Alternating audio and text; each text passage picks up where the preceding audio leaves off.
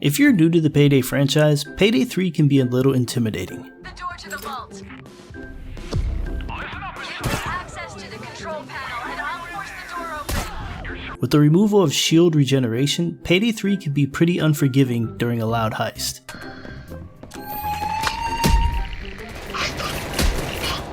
After dying many of times, I've learned through trial and error a few things that as a new player you should avoid when heisting on Payday 3. Today we're going to go over 5 things you should avoid as a new player to better your chances of a successful heist. But before we jump into that, do me a favor, hit the like button, subscribe to the channel if you're new, help support your boy, I'd really appreciate it. But without further ado, let's jump into this. Although the Payday franchise is usually played in one of two ways, loud or stealth, in Payday 3 it's best to avoid going in loud off rip. Completing as many objectives as possible in stealth before going in loud will raise your chances of surviving the remainder of the heist.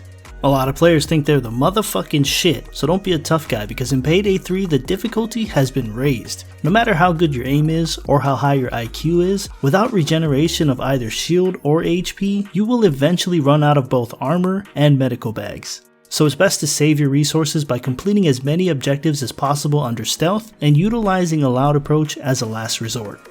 With the resources being so limited, another thing you'll want to avoid is wasting your ammo. Ammo bags supply an entire team and can often be used up quickly, sometimes before you even get a chance to use the shit. Avoiding any unnecessary discharge of your weapon will help you to keep a high ammo count for those very urgent fights, like when a bulldozer is charging you or a cloaker is chasing your ass. If a wave is over and the police are retreating, let them go. Don't waste your bullets shooting them in their back, save it instead to shoot them in their face on the next wave. Another tip is to use your sidearm when your primary weapon is low on ammo, until you can pick up a decent amount of ammo off of the floor to reuse it. But ammo isn't the only limited resource. You'll find yourself running out of both medical supplies and armor bags, which can leave you pretty defenseless down the stretch. If a teammate goes down during a heated firefight, avoid reviving them if your health is low or if they're downed out in the open.